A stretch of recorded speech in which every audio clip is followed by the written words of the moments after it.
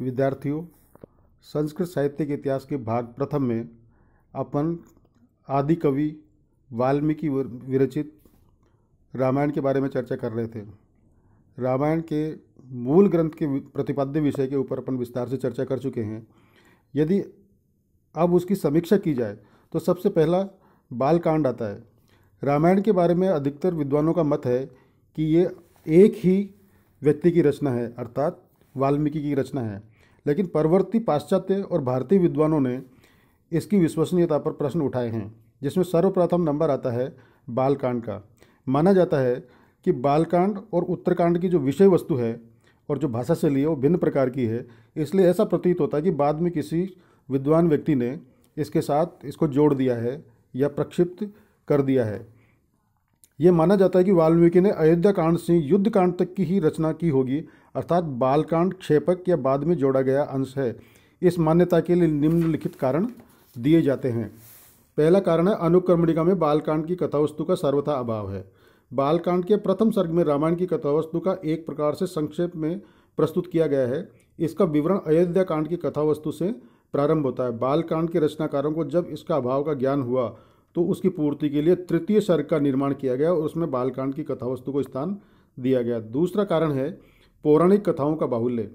अयोध्या कांड से युद्ध कांड तक की कथावस्तु में पौराणिक कथाओं का नितांत अभाव है, जबकि बालकांड में कुशनाभ, कन्या वृतांत, उमा शिव विवाह, गंगावतरण, समुद्र मंथन, अहिल्या उद्धार, विश्वामित्र कथा, त्रिशंकु कथा, शून्य वृत्तांत इत्यादि प्रमुख है। तीसरा कारण है कथा वस्तुगत आंतरिक प्रमाणों में विरोध। बालकांड में प्राप्त कथा वस्तु का प्रामाणिक कांडों से सामंजस्य प्राप्त नहीं होता है। उदाहरण के लिए बालकांड के अंत में मिथिला में राम द्वारा धनुर्भंग के पश्चात राम, लक्ष्मण, भरत और शत्रुघ्न का विवाह हो चुका था, किंतु प्रामाणिक जो कांड है उनमें राम और सीता के अतिरिक्त अन्य किसी भी भाई की पत्नी का उल्लेख नहीं है, न उनके विवाह का उल्लेख है। अयोध्या कांड में वन गमन के अवसर पर लक्ष्मण द्वारा राम के साथ वन जाते समय वाल्मीकि का उर्मिला की विरह वेदना को प्रस्तुत न करना यह प्रदर्शित करता है। शूर्पणखा प्रसंग में भी राम लक्ष्मण को अकृतदार अर्थात अविवाहित कहा गया है। चौथा है विश्वामित्र व परशुराम का उल्लेख। ये दोनों व्यक्ति दाशरथी राम से बहुत पहले हो चुके हैं, अतः इन तीनों का समकालीन मानना, जैसा कि बालकांड के कथानक में वर्णित है, दोषपूर्ण है। प्रामाणिक कांडों अर्थात 5 जो कांड दिए गए हैं अयोध्या से लेकर युद्ध कांड तक, इनमें इन दोनों का कहीं पर भी उल्लेख नहीं है। भाग 5 राम को विष्णु का अवतार मानना। रामायण में अवतारवाद का प्रवेश निश्चित रूप से परवर्ती है। वाल्मीकि ने अपने काव्य में कहीं पर भी राम को विष्णु का अवतार स्वीकार नहीं किया गया है। आदि से अंत तक राम के चरित्र का विकास एवं सर्वगुण संपन्न मानव के रूप में हुआ है। इसके पश्चात आता है उत्तरकांड। बालकांड के समान ही उत्तरकांड के विषय में भी विद्वानों में मतांतर है। वो मानते हैं कि उत्तरकांड भी प्रक्षिप्त है। बालकांड की भांति उत्तरकांड भी आदि कवि की लेखनी से निःसृत नहीं था। इसकी पुष्टि के लिए कई प्रमाण दिए। उनमें पहला है विषय सूची में उत्तरकांड की कथा वस्तु का अभाव। बालकांड के प्रथम सर्ग वाली अनुक्रमणिका में बालकांड के कथानक की भांति उत्तरकांड का कथानक भी वर्णित नहीं है। तृतीय सर्ग वाली द्वितीय सूची केवल अंतिम 2 श्लोकों में ही इसका विवरण उपलब्ध है।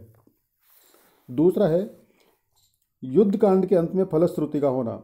यह एक ऐसा सबल प्रमाण है जो एकाकी ही उत्तरकांड की प्रक्षिप्तता के लिए पर्याप्त है। यदि ऐसा माने कि इस फलश्रुति का अर्थ केवल मात्र युद्ध कांड की कथावस्तु ही की समाप्ति है, पूरे काव्य की समाप्ति नहीं, तो यह भी अनुचित ही है, क्योंकि इससे पूर्व में किसी भी कांड की समाप्ति पर ऐसा वर्णन उपलब्ध नहीं होता है।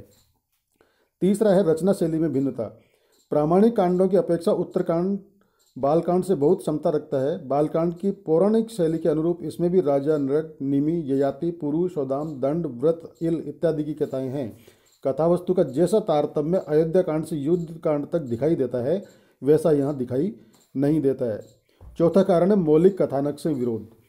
कथावस्तु के अंतिम परीक्षण से बालकांड की भांति इस कांड व अन्य प्रामाणिक कांडों में असंगतताओं के दर्शन होते हैं। उदाहरण के लिए इस कांड में उपलब्ध होने वाला हेमोपाख्यान किष्किंधा कांड में भी मिलता है तथा अहिल्याव्रत इस कांड में बालकांड में है, किंतु दोनों में विभेद है।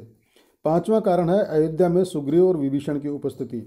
युद्ध कांड के अंतिम वर्णन के अनुसार जब अयोध्या में राम का राज्याभिषेक हो चुका था, तब वानरगण के साथ सुग्रीव भी श्री राम के श्री राम से सम्मान प्राप्त करके किष्किंधा चले गए थे। तत्पश्चात विभीषण का भी लंका में चले जाने का स्पष्ट उल्लेख है, किंतु उत्तरकांड में इन दोनों की अयोध्या में ही उपस्थिति होना इस बात पर संदेह जाहिर करता है।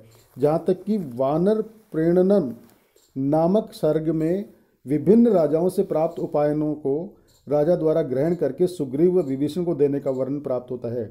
आगे के सर्ग 40 में वानरों और राक्षसों के साथ इन दोनों का प्रस्थान पुनः वर्णन किया गया है। छठा है राम द्वारा शंभुक वध।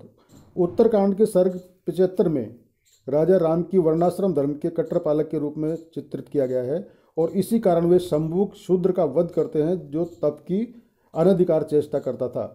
ये राम वाल्मीकि के राम नहीं है जो शूद्रा सबरी की न केवल श्रवणा, तपोधना, चारुभाषिणी, सिद्धा आदि शब्दों से प्रशंसा करते हैं अपितु उससे मिलकर प्रसन्न भी होते हैं। यह निश्चित है कि एक ही कवि की रचना के किसी भी पात्र में ऐसा अंतर्विरोध नहीं हो सकता। सातवां कारण है वाल्मीकि और राम का समकालीन होना। राम से बहुत समय बाद में होने वाले आदि कवि वाल्मीकि को इस कांड में राम का समकालीन माना गया है, जो उत्तरकांड के अंतिम भाग में निर्वासित सीता का रक्षण कर अवशिष्ट कथावस्तु में महत्वपूर्ण योग प्रदान करते हैं। रामायण के प्रामाणिक कांडों में ऐसा विवरण कहीं भी उपलब्ध नहीं होता है, इसलिए यह प्रतीत होता है कि उत्तरकांड भी प्रक्षिप्त है।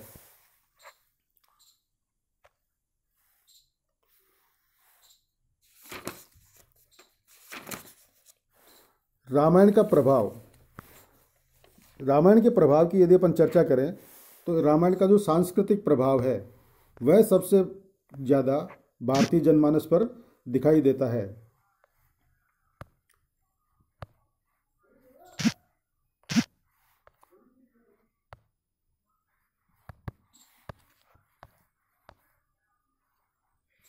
रामायण का सांस्कृतिक प्रभाव अतुलनीय है। भारतीय संस्कृति में राम के चरित्र को आधार स्तंभ माना गया है। हमारी संस्कृति का मूल मंत्र धर्म है, जिसे दूसरे शब्दों में कर्तव्य भी कहा जा सकता है। यही धर्म पशुओं से मानवों को पृथक करता है। नहीं तो आहार, निद्रा, भय, मैथुनम सामान्यम एतत् पशु भी नराणाम। जिस रूप और मात्रा में पशुओं में पाए जाते हैं, मनुष्य में भी उसी तरह से व्यापक रूप से पाए जाते हैं। भारतीयों का तो धर्म ही प्राण है। हम धर्म ही के सारे अपना जीवन यापन करते हैं। हमने जो कुछ बल है इसी से प्राप्त होता है। वाल्मीकि ने रामायण के माध्यम से हमसे इस धर्म की चेतना फूंकी है। राम का समूचा चरित्र हमें इसी की प्रेरणा देता है। राम को मर्यादा पुरुषोत्तम कहने का आशय यही है कि उन्होंने अपने जीवन के सभी क्षेत्रों में आदर्श प्रस्तुत किया है। राम का चरित्र समस्त दृष्टिकोणों से परिपूर्ण है। किसी मनुष्य के जीवन में जिन मूलभूत गुणों अथवा वृत्तियों की अपेक्षा है वे राम में विद्यमान है। वन गमन से लेकर युद्ध कांड के अंत तक राम की मानता प्रकट की गई है। राम के जीवन में इतनी विविध परिस्थितियां आई कि उनका जीवन एक प्रकार से संश्लिष्ट बन गया, किंतु प्रत्येक कसौटी पर वे क्रंदन की भांति दमकते रहे। राम केवल रूपवान ही नहीं थे, प्रत्युत उनका आंतरिक सौंदर्य भी आकर्षक था। एक आदर्श पुत्र, पति, भाई, मित्र, राजा, शत्रु के रूप में भी उनका व्यवहार अद्वितीय रहा। ये जीवन संग्राम में प्रवर्तित रहे। गौतम बुद्ध तथा महावीर स्वामी की भांति वे जीवन से पलायन नहीं कर पाए। यही कारण है कि आज सर्वाधिक प्रेरणा रामायण से ही उपलब्ध होती है। राम के अतिरिक्त रामायण के अन्य पात्र भी अपनी उत्कृष्टता में अद्वितीय हैं। पिता के रूप में दशरथ, माता के रूप में कौशल्या, पत्नी के रूप में सीता और भाई के रूप में लक्ष्मण और भरत, मित्र के रूप में सुग्रीव और विभीषण, सेवक के रूप में हनुमान और शत्रु के रूप में रावण का आचरण इस प्रकार प्राप्त होता है कि वह देखते ही बनता है। वाल्मीकि के बाद हजारों वर्षों से राम कथा पर विविध रचनाएं सृजित होती रही है तथा भविष्य में भी निर्मित होती रहेगी और अपने दिव्य प्रभाव से जनमानस को आलोकित करती रहेगी। भारतीय संस्कृति के तीन जो तकार है, त्याग, तपस्या और तपोवन, इन तीनों का सम्मिश्रण रामायण में दिखाई देता है।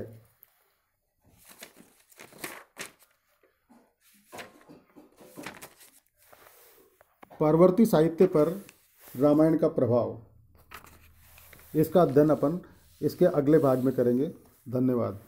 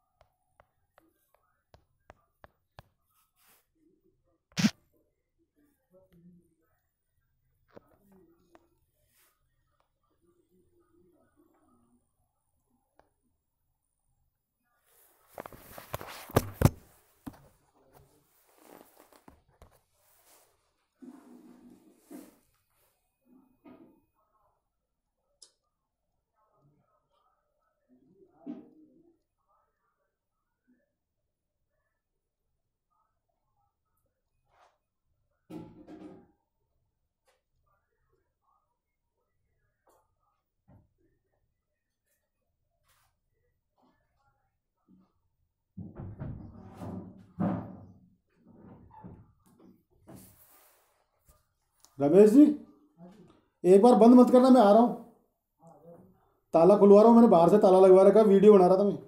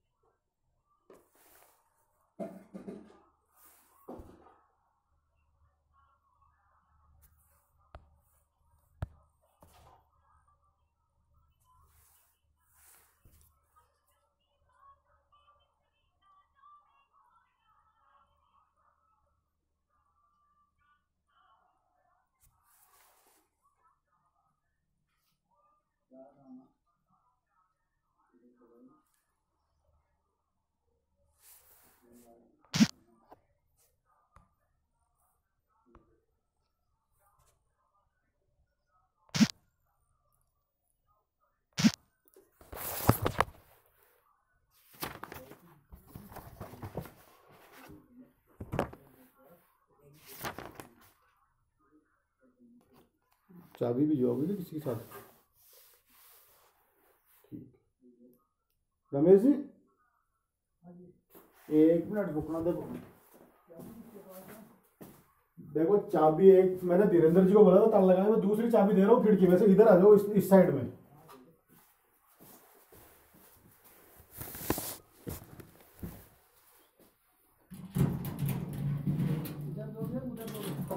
देखो इधर 1 मिनट रुकना। देखो इधर से तो कोई खिड़की खुली है नहीं, पेच है। इसमें से नहीं निकलेगी, उधर साइड में है। इधर देखो, ये रोशनदान है ना ऊपर गली में। ये इधर गली में रोशनदान है ना, किस तरफ हो आप? इधर गली में रोशनदान है, इसमें से डाल दो। 1 मिनट, निकल जाएगी क्या? हाँ, इसका तो कोई भी छल्ला है। मैं आगे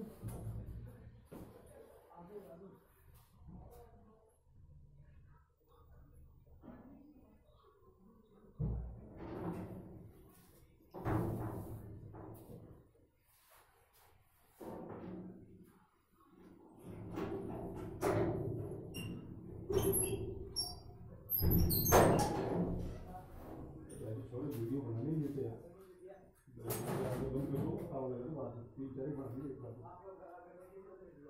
वीडियो बना रहा था, थोड़े चिल्ले मारता मारता पलो मारता पैसे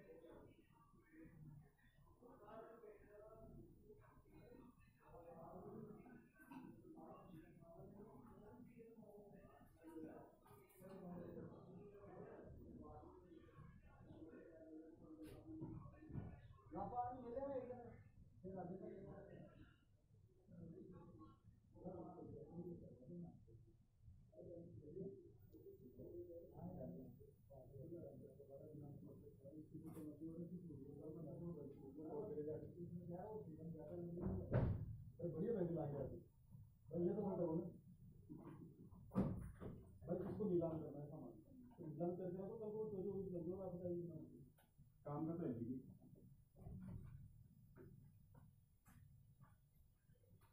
आपको दिया भी होगा ना, आपने काम कर लिया। हाँ, अरे तो सामान तो निकालो काका।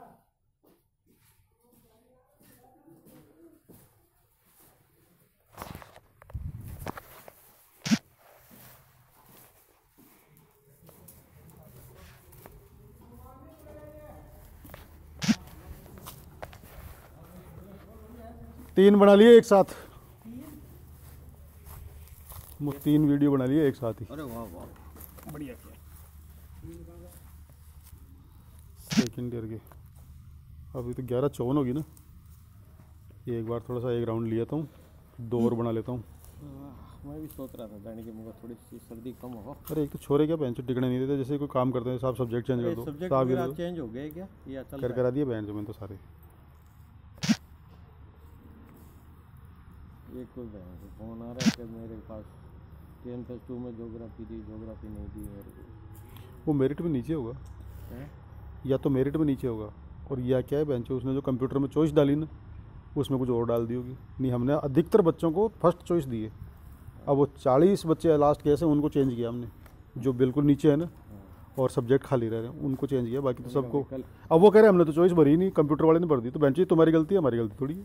सर उनमें क्या ग्रुप सेलेक्ट करना पड़ता है, पांच ग्रुप बनाने। नहीं 5 तो है, पर बस अब तो आप कहोगे ना कि मेरे को तो हिंदी भूगोल और संस्कृत बस चाहिए, तो तभी तो कंप्यूटर वाला भरेगा। अब बच्चा तो कुछ बोलता नहीं और वो अपनी इच्छा से उठा के चेप देता है बेंच में। बस तो इसमें वही बननी चाहिए जो चाहिए। लेनी है। जिनके पास 10+2 में जैसे ज्योग्राफी तो फर्स्ट ईयर में तो उसको मिलनी चाहिए। अब ये बेंच छोरे समझते नहीं यार, वो बेंच जो कंप्यूटर वाला पैसे 100 रुपये चाहिए उसको, तो सीधी सी बात है वो लियर जा बेंच। हाँ, नाम गलत, फ़ोन नंबर गलत, बाप का नाम गलत, डेट ऑफ बर्थ गलत है बेंचो। तुम देखो तो सही वो भर रहा है तो क्या भर रहा है क्या नहीं भर रहा है। ये कई बार स्टूडेंट क्या करते हैं, फॉर्म दियाते हैं, कागज दियाते हैं, भर देना तो हाँ चल नहीं रहा आज, रात को चलेगा तो भर देना भैया। और वो बैठे हैं 10वीं फेल बैंड चलो, उनको पता ही नहीं कॉलेज में क्या क्या सब्जेक्ट चलते हैं। फोन आ रहा मेरा।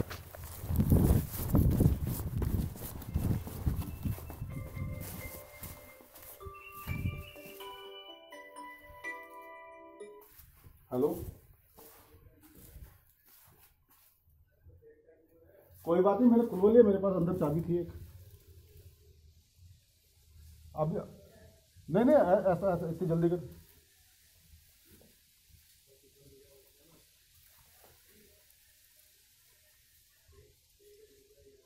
नहीं नहीं कोई बात नहीं, कोई बात नहीं, कोई बात नहीं। किधर आऊँ बताओ? नहीं नहीं अब मैं खाना लेके आ रहा हूँ, काम मैं खाना लेके आ रहा हूँ, किधर आऊँ ये बताओ? मैं खाना लेके आ रहा हूँ, उधर आ जाऊँ क्या या इधर आओगे? Hello hello.